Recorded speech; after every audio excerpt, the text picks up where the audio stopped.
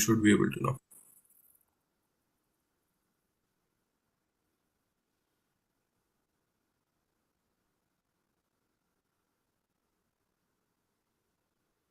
Hare Krishna, you're able to see the screen now? Hare Krishna, Prabhuji, yes. Okay. Okay, then let's start the class. मम ज्ञानतिमिरन्दस्य ज्ञानञ्जनशलाकया चक्षुरुन्मिलितं येन तस्मै श्रीगुरवे नमः श्रीचैतन्यमनोभीष्टं स्थापितं येन भूतले स्वयं रूपकदा मह्यं ददाति स्वपदान्तिकं वन्देऽहं गुरोः श्रीयुतपदकमलं श्रीगुरुं वैष्णवंश श्रीरूपं सागरजातं सागरं रघुनाथं मितं तं सजीवम् साहदैतं सावधूतं परिजनसहितं कृष्ण चैतन्य देवं श्री राधा कृष्ण पावन सहगना ललिता श्री विशाखातांश हे कृष्णा करुणा सिंधु दीन बंधु जगतपते गोपेश गोपिका कांता राधा कांता नमस्ते तप्त कांचन गौरांगी राधे वृंदावनेश्वरी वृषभानुसुते देवी प्रणमामि हरिप्रिये वंशाकल्पतरुभ्यश्च कृपा सिन्धुभ्यश्च पतितानां पावनेभ्यो वैष्णवेभ्यो नमो नमः हरे Krishna Krishna Krishna Hare Hare Hare Ram Ram Ram Hare Hare Hare Krishna. Welcome to this discussion on Bhagavad Gita. Till our last class, we have been discussing on text 51, where Krishna emphasized that if we follow the path of Bhakti Yoga, that is a strong desire to do actions, but without attachment for the fruits, appreciate that we are not the only root cause, and do not get attached to inactivity. If we do this, then there is going to be freedom from birth and death. And there is also a point Prabhupada has mentioned in text 50 that we will be free from reaction in this life only. So, with those were the two major slokas which we saw. Now we will be seeing text 52. I like to cover uh, up to let's say 55 today. Let's see how it goes. Um, so we will be seeing that there is something called as indifference to Vedas. Indifference to Vedas means Vedas have different levels of reality. The reality that we need to do is very, very critical. And if we fix our intelligence on that aspect of Vedas, then we can get into Bhakti Yoga. That is what Krishna is telling in 53. Then Arjuna is getting a question that how does a person, what are the symptoms of a person whose consciousness is fixed on higher reality? So he is asking a question, how does he walk? How does he speak? So there are three major things that one is the symptoms. Then he asks, how does he speak? Then how does he sit? And how does he walk? So Krishna is giving explanation for all this in the shlokas after shloka number 53 to 52. So we can see here text 54 to 72 is about Sthita Prajna. Okay, so let's, without much delay, let's get into the shloka number 52. So text number 52 is Yadate Moha Kalilam Buddhe Vyatitarishyati Tada Gantasti Nirvedam Shrotavyasya Sutasya. So here Kalilam means dense forest. So forest of illusion. So of forest of delusion. So we have to cross the dense forest of illusion. And how is this possible? When the intelligence is going beyond it. So when your intelligence has passed out of dense forest of delusion, you shall become indifferent to all that has been heard and all that has to be heard. So this is what we need to focus. So here, shrotavyasya, all that is to be heard, and all that is heard, all that is already heard, shrutasya. So when intelligence, this means that intelligence goes beyond the forest of illusion. So this is an interesting metaphor. Usually, when a person is trapped in the forest, is actually lost in the forest. He has to find a way out from the forest. So here we say that the person is trapped. However, in the metaphor, in the shloka, it is said intelligence. Intelligence is trapped. It is not the person per se who is trapped. So intelligence of a person is trapped. So this mm, dense forest of illusion is an intellectual trap. Here we do not know what is right, what is wrong, what is the goal, where I should go, and so on.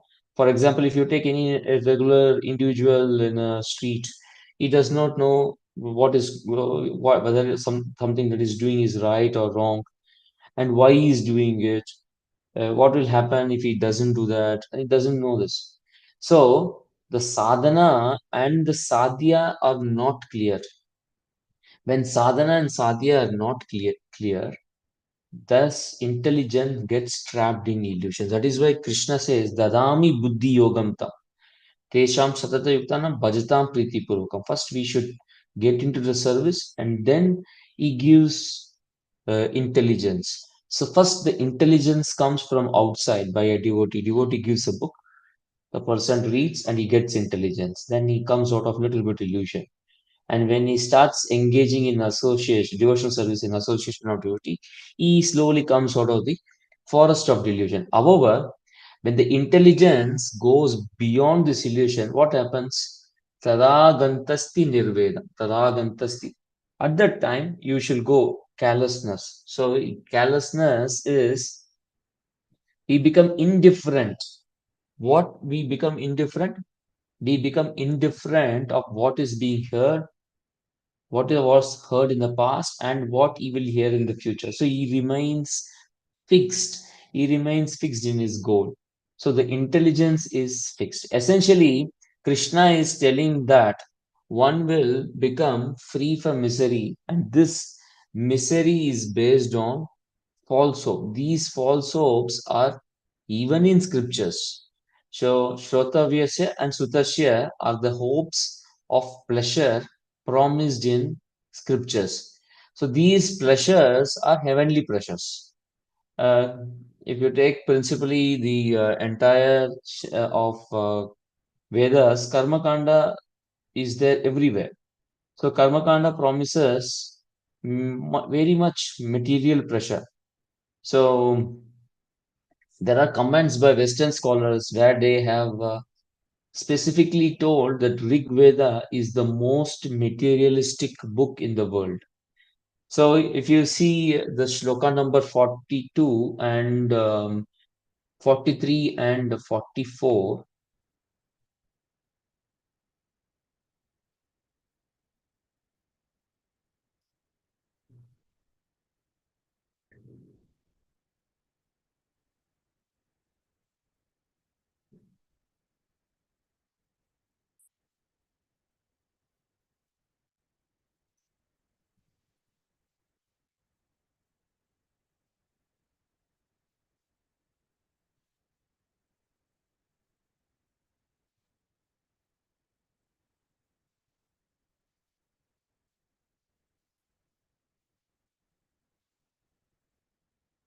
so when we see here, Yam imam pushpitam vacham pravadanti avipaschitah.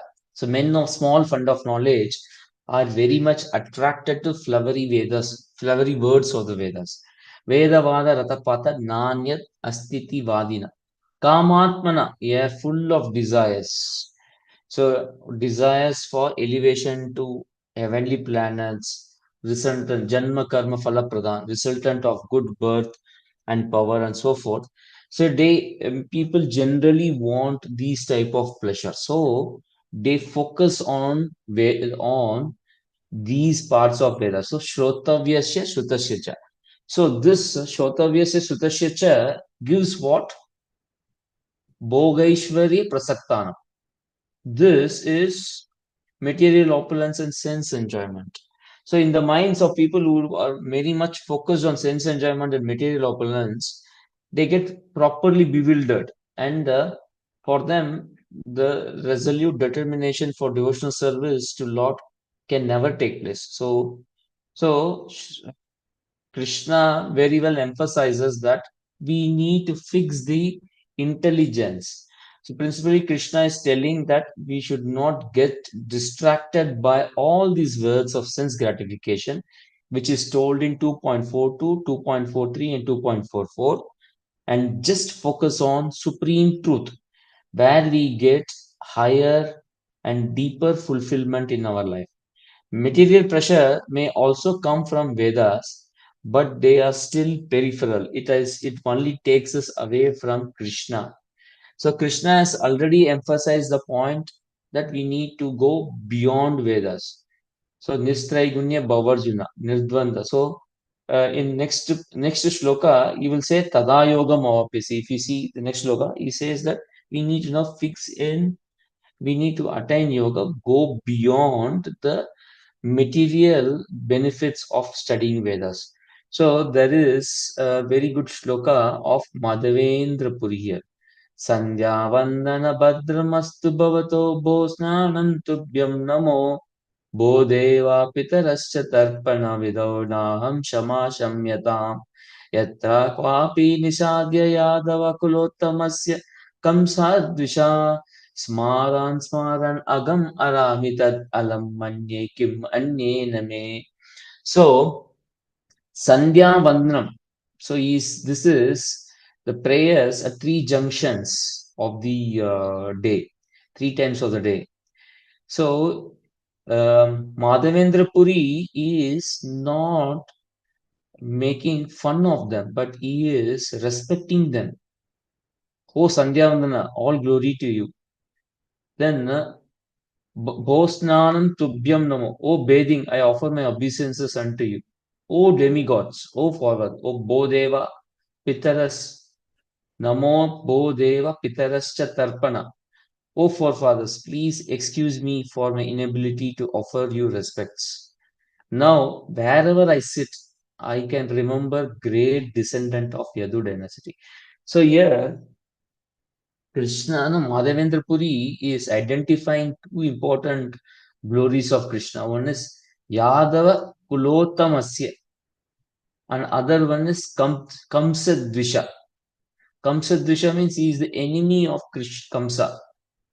And thereby I can free. So he is thinking about all the leelas of Krishna here, and thereby I can free myself from sinful bondage. So he's telling that I don't want anything beyond Smaran Agamam Harami Tad Alam Manye Kim Anye Name. I do not, I just think of Lord Krishna again and again, and I don't want anything else in this world. I don't want to do anything other than this. So this is the focus of a devotee. Devotee focuses majorly on Krishna. So Madhavendra Puri has told this from his point of view. He's a Sampradaya Acharya. Is very elevated. So for him, this is right. But for us, getting up early in the morning, Mangalarti, attending Mangalarti, chanting 16 rounds regularly at the specific times, taking prasadam, following four regulatory principles, this keeps us focused in a service, and this service gives remembrance of Krishna. So that is how we should take this in our life. And we need not have to focus on many other things in our life. Okay, I go to the next shloka. Shruti viparita pannate yadastashyati nischala samado achala buddhis tada yogam avapyasi. Shruti viparita panna, without being influenced by fruitive results of Vedas. When stashyati remains nischala, when one remains fixed in Krishna consciousness, he gets, and he gets firm, fixed buddhi, intelligence. So, when your mind is no longer disturbed by flowery language of Vedas and remains fixed in Krishna consciousness, we have or when we are our intelligence is fixed, we attain Krishna consciousness. So this is the meaning. So we need to fix our intelligence. So when one comes to know about the absolute truth, after that, when he hears about karma kanda, he remains fixed.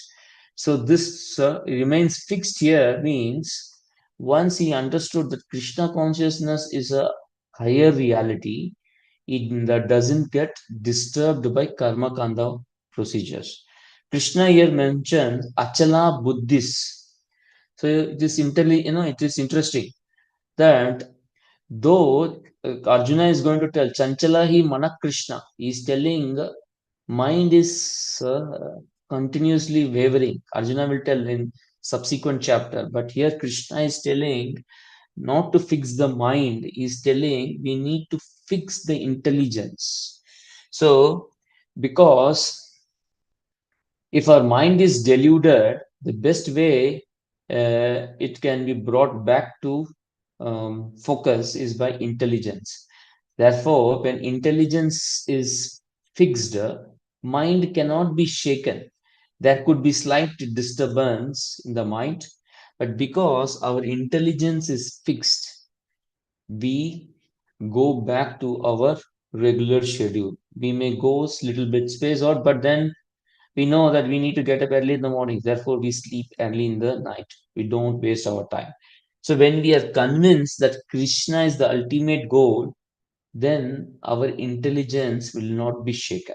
If we fix our mind that early morning I need to get up and go for Mangalarti, chant 16 rounds before I get no, evening sleep, before I get that I should finish my round, then that resoluteness, that determination brings Krishna consciousness in life. And this comes because we are intelligent. This brings intelligence in us.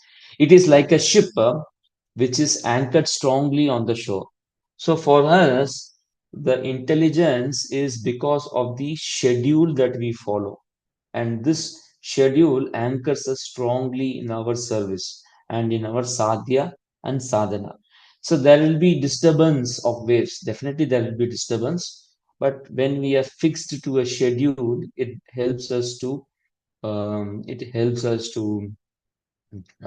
our work without much thinking, without giving much focus for mind to give any new suggestions. We just say now we should follow the schedule, we should follow the schedule. So the intelligence is available in the form of Shastra. Shastra says follow the schedule. So we follow that schedule. That's all. No, we don't give freedom to mind to think more than that, more than what is given in the schedule. So Samadha Achala Buddhist, when we know that Krishna is the ultimate goal, so we go forward. Now, so this is Karma Yoga. That means we fix our mind. We do not get disturbed by flowery language. We fix ourselves at a higher reality. There will be ups and downs in the material world, but we remain fixed on spiritual thing.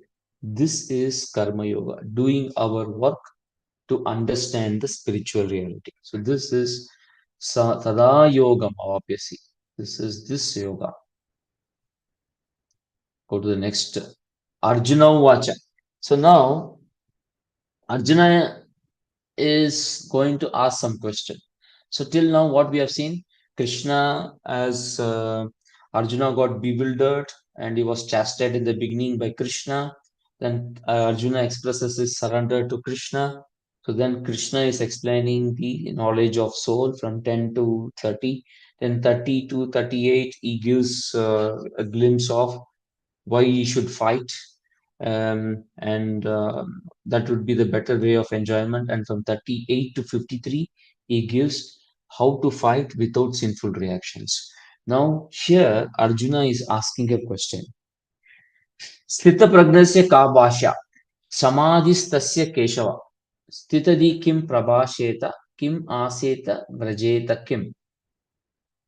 So Arjuna is asking a question based on his own level of thinking. We need to understand in this particular circumstance, Arjuna is under the influence of Yoga Maya. Hence, he appears to be in ignorance and hence bewildered. Therefore, his main dilemma is whether he should fight or not fight. So, according to him, the person described by Krishna, the Tada Yogam Avapyasi person in Samadhi, will he be fighting or not? That is why he is asking the characteristic of a person who will be situated in Samadhi. A person who is situated in Samadhi, will he fight or not fight? That is what Arjuna wants to understand. Listening and asking question is actually a very very difficult task, and that too, it is a battlefield, and Arjuna is emotionally down, and it is also reflecting in his entire body, psychology also, not psychology, physiology also. So so in till now, when Krishna has spoken from shloka number 11 to 53, arjuna is Arjuna is moving, oscillating. His mind is oscillating whether he should fight or not fight, fight or not fight. So if you see shloka number 37, Atva prapsyasi swargam jitva bhokshese main tasmat uttishta kauntaya yuddhaya krita nishchaya. So Krishna clearly is telling to Arjuna that he has to fight. And then in text number 38, 38, Krishna is telling Sukha Dukke Same Kritva Labha Labho Jaya Jaya Tato Yuddhaya Yujjasva Naivam Papam Mahapesi. So Krishna is explicitly saying in these two shlokas that Arjuna has to fight. If so, so when Krishna is explicitly told, and then Krishna moves away. Why he is telling him to fight? Because there fighting gives him the maximum enjoyment. Without fighting, he cannot get happiness in the world. That was the answering to the question by Arjuna. What is his real enjoyment? Where he was thinking that by killing his relatives, he will lose enjoyment in life. But Krishna there emphasized fighting is most important. Then Krishna talked between 32 and 53 that he has to fight. Fighting may bring sinful reaction, but when he is not attached to the fruits of his work, fighting, whether it is victory or defeat, then he is freed from the reactions. So between 39 to 53, the main focus was samadhi, transcendence, and so on. So there is no explicit reference to fighting. So Arjuna is now getting dilemma whether the fighting thing got over at sloka number 38, and the Krishna all the time was speaking about transcendence. So the person who is in transcendence, will he fight or not? So, and in sloka number 49, there is a point, there is a shloka number 49. Krishna says, Durena hi avaram karma buddhi yoga dhananjaya buddho sharanam anvicha kripana falayetava. Keep all abominable activities far distant. So here Krishna actually is referring to karma kanda sections. According to Krishna, this is karma kanda, and because they don't yield higher elevation, or it doesn't move as anybody to higher reality. That is what Krishna means here. But for Arjuna, this abominable activity is killing his relatives, which is for him the inauspicious work. So Krishna has not talked about fighting in last few verses. Arjuna is doubting whether Krishna really means fighting here, or what is he really meaning. So that is why Arjuna wants to clarify. So he is asking this question. So the question is interesting. There are few things which he is talking about. Ka Bhasha. Bhasha means generally it is referring to language. And Prabhasheta means how does he speak? Kabhasha, language. Then Samadhistasya Keshava. Sthitadi Kim Prabhasheta. How does he speak? How does he sit?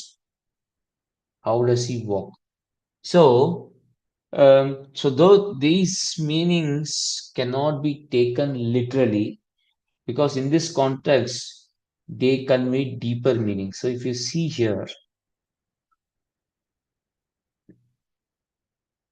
so Ka Bhasha, what type of language this person will speak?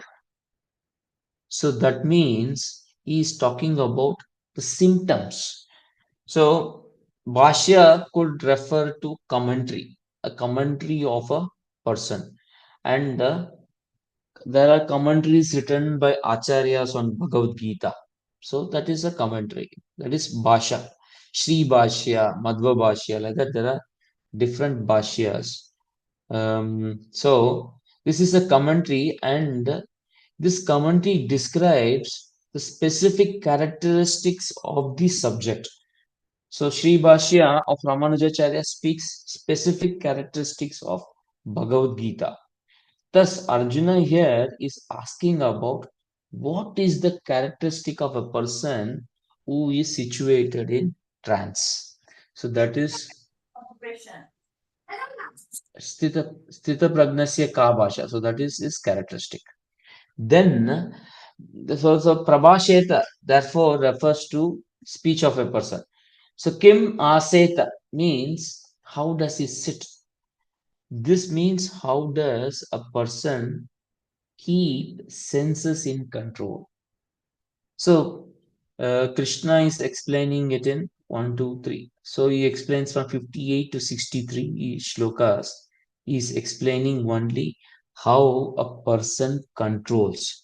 So sitting here refers to regulating, controlling, restraining, or exercising mastery over senses. And Vrajeta Kim, how does a person move around the world? And here the world we are talking about is full of temptations. So when the world is full of temptations, so temptation like temptation to give up the battlefield, temptation to do false renunciation, temptation to no temptation to act very smart. So how does a person how does a person operate? How does he operate? So that is Vrajeta. So Krishna answer these questions one by one. So I'll just go back to the. So in the purport, so the main the word the purport, Srila Prabhupada uses symptoms. The word symptom. So symptom instead of characteristic, he is actually highlighting the specific symptoms of people like diseased person, learned man, and a person in transcendental consciousness, how he deals with people. So most important is how a man in Krishna conscious speaks. For speech is most important quality of a man. It is said that a fool is undiscovered as long as he does not speak. And certainly a well-dressed fool cannot be identified unless he speaks. But as soon as he speaks, he reveals himself at once. So the immediate symptom of a Krishna conscious person is that he speaks only of Krishna and matters relating to him. Other symptoms automatically follow. So this is the main symptom, main characteristic of a person who is in Krishna consciousness. He speaks about Krishna. So this is a very, very interesting purport.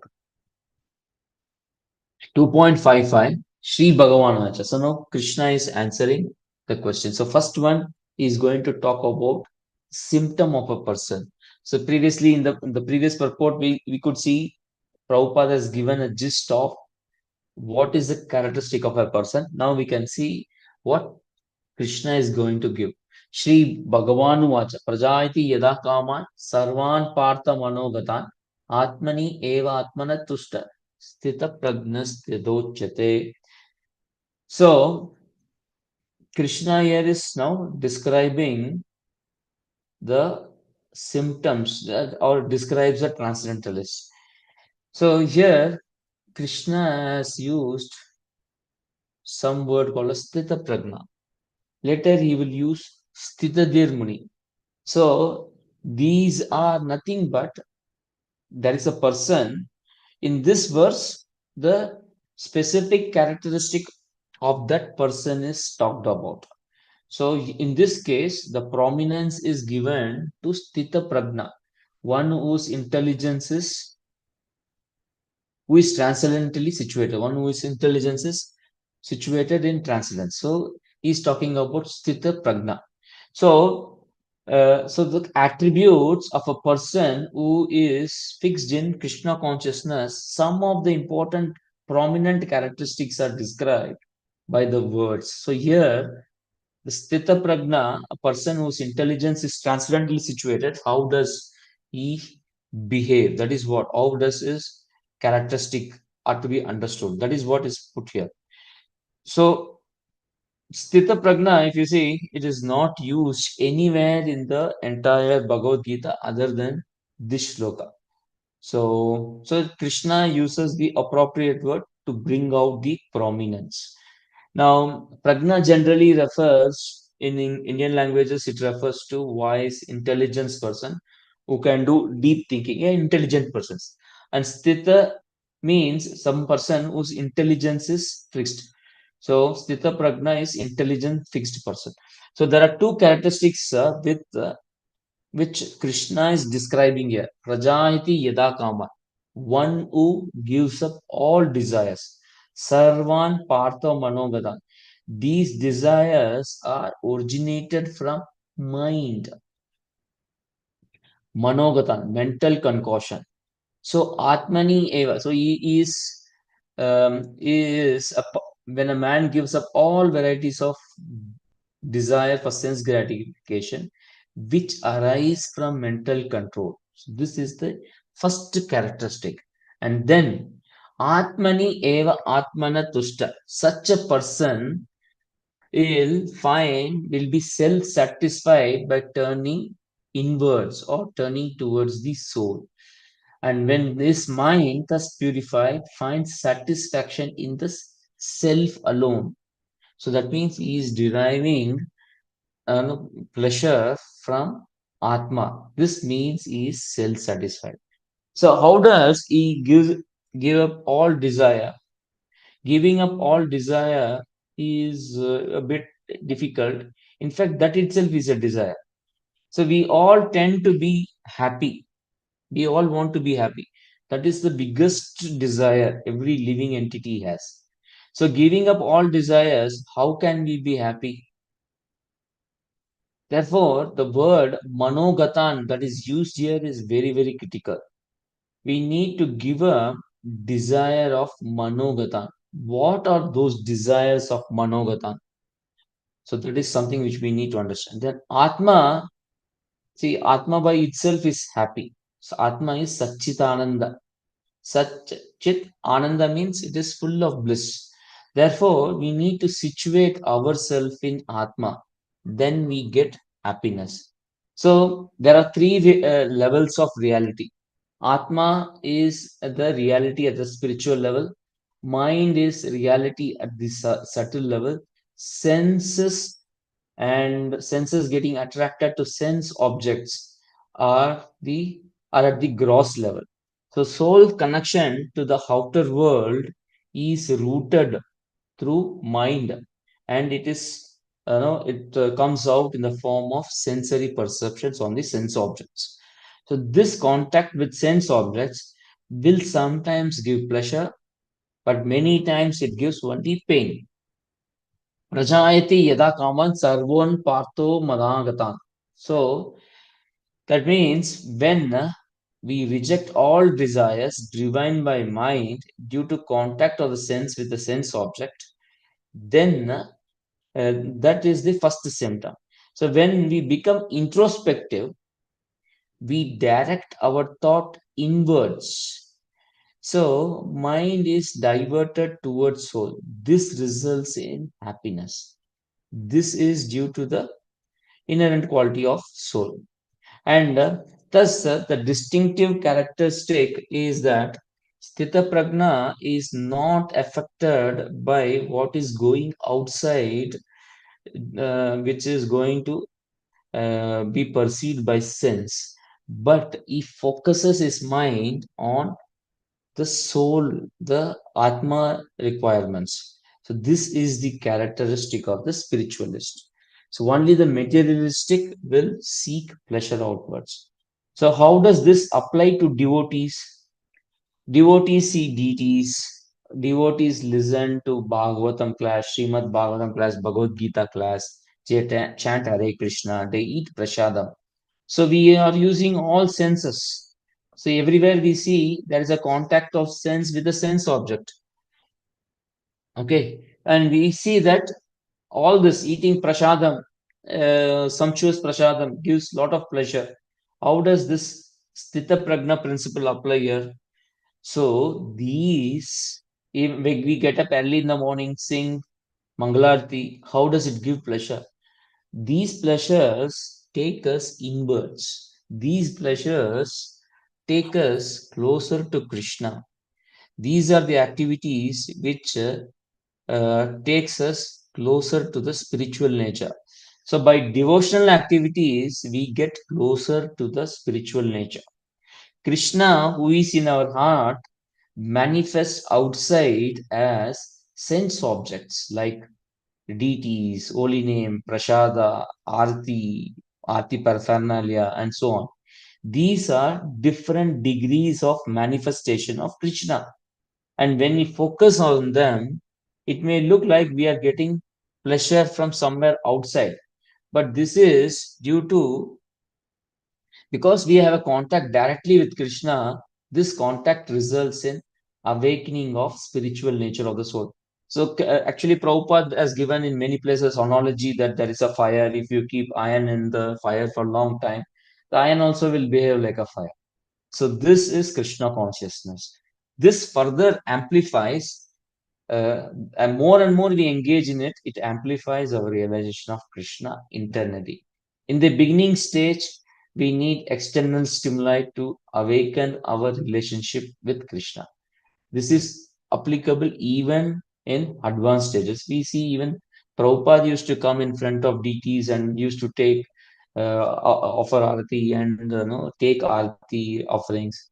So, thus the most important characteristic is that of a Sthita Prajna is that we take pleasure for Atma, for our movement closer to Krishna. Krishna wants Arjuna here to be Sthita Prajna.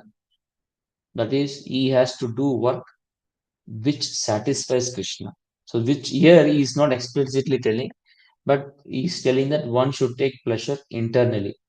So, there is a misunderstanding of what internal and external enjoyment is.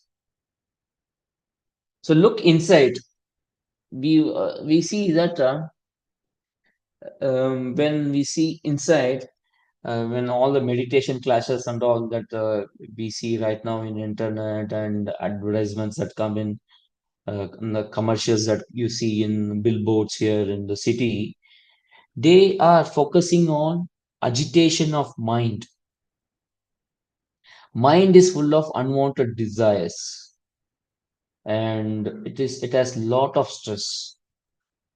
Thus, this naive understanding of looking inwards and looking outwards, based on the level of mind and gross body, is not the right reference. So, as long as we consider gross body as the reference for seeing external and or internal, then we are having a wrong reference. We need to take the right reference. When we are in bodily platform, we think mind is internal. and we do exercise to build our flexibility in the body. But this is wrong way of stress busting or reducing the agitation of mind. So we work at gross level, that is gross body, then mind, which is at the subtle body. Mind is one of the constituent of the subtle body. Then we have soul. Soul is Atma. The subtle body or the body connected with mind is the mental aspect of us. So the psychology classes, the mind settling classes, mind control classes, they are not spiritual.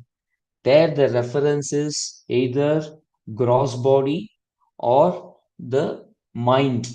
But we need to look at soul as the reference.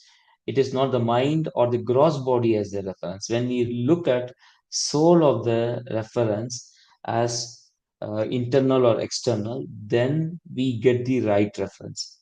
Therefore, when we consider soul as the reference, both subtle body and gross body are external. This is Atmani eva Atmana tusta. That is what is given here. We need to keep Atmani, Atma as the basis. Atmani in the pure state of soul. So when we do that, Sarvan Partho Manogadan. At that time, when we ensure that we give up all desires of mental concoction, then then we have get into what is called a sthita prajna. Intelligence is fixed. Thus, an introspective sage seeks happiness internally and not externally. So this is distinctive characteristics. So for a devotee, Sthita Prajna is reading Bhagavad Gita, Srimad Bhagavatam, following rules and regulations. This gives us intelligence, and we can always see what we were 5 years back when we were not devotees, when we were not chanting Hare Krishna Mahamantra.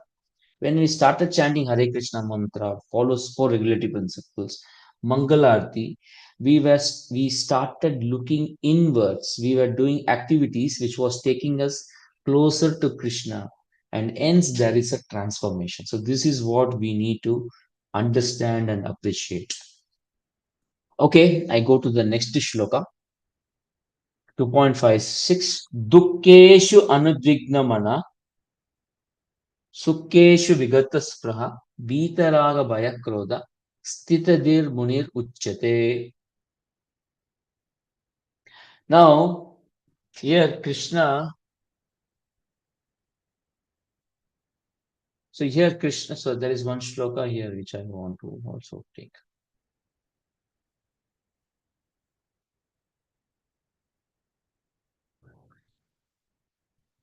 So now the focus of Krishna is on sitting. How does the introspective sage sit and or control his mind? Or control his mind. I think this will be, I'll stop here. Maybe I'll take 2 minutes. I'll stop here. So, dukkeshu anudigna, without being attacked, attacked by threefold of miseries or elated when there is happiness, who is free from attachment, fear, and anger is called as sage of steady state of mind. The same line, Vitaraga Bayakroda, comes here in 4.10. Vitaraga Bayakroda, Manmaya Mam Upashita, Bhavanyana Tapasa, Uta Madbhavanyagata. Being freed from attachment, fear, and anger, being fully absorbed in me, and taking refuge in me. Uh, People in the past became purified by knowledge of me, and thus they have all attained transcendental love for me. So, this one here, Krishna is clearly stating that it is he, but in second chapter is called steady state of mind. So this and all can come only when the Krishna is in center. That Krishna is not explicitly stating in chapter number 2, which he will tell in chapter number 4 when he gets there. So I'll stop here. I will now open the class for any questions. Any questions from anyone?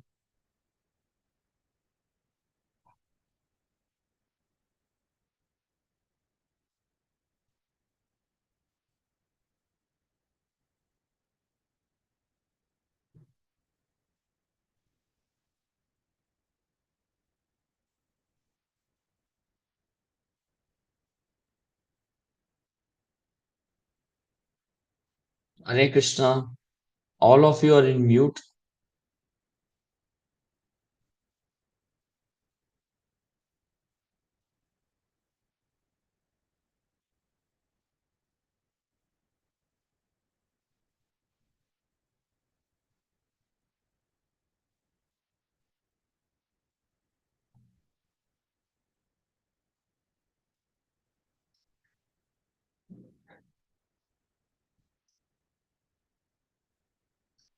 Hare Krishna. Any questions from anyone?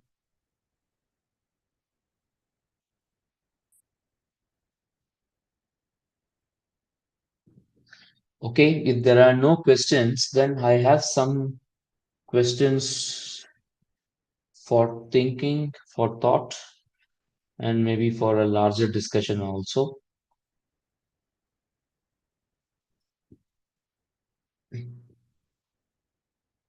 So, what are the four real problems of life? So, these are some important questions. Why should we engage in study of Bhagavad Gita? What are four real problems of life? What are threefold miseries of life? It seems that rich people do not have any problems. Say yes or no and justify the answer. Just to see the modern day inventions, they have made our life easy and solved many problems. What do you think about this? What do you think that the universe is created and why do you think that universe is created and maintained by God? What are the proofs that man is going against the laws of God? So there is already an no there is a presumption here that we are going against the law of God. So what is the proof there? And what is the cause of our suffering in life? And everybody should have some practical steps in their life to harmonize their life with God and nature. So, what is that we should adapt immediately so that we can harmonize our life with God and nature? These are some interesting questions.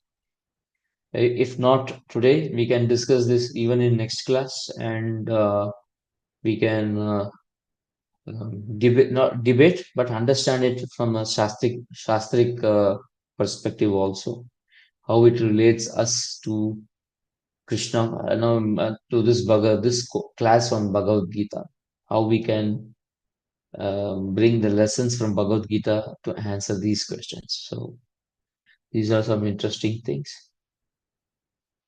Okay, if there are no questions, Hare Krishna, Prabhu, please ask Hare question. Krishna, Prabhuji. Yes, well, this seems like a very lucrative project that to undertake this kind of a discussion over these nice questions you have listed here. Would it be possible that you post the list of questions there in the WhatsApp group also, so that possibly if someone who is not attending now and would be attending on the next class, that that devotee can prepare oneself also.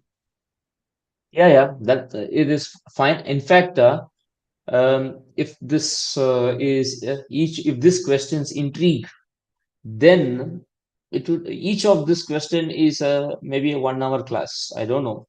Uh, I should 1 hour class, which is interesting and we can understand it much more.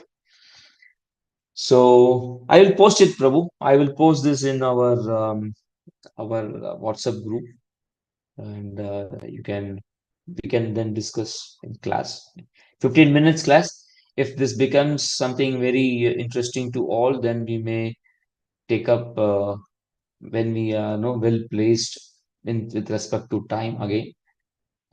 So, but I agree to your point. I will post this in our WhatsApp group.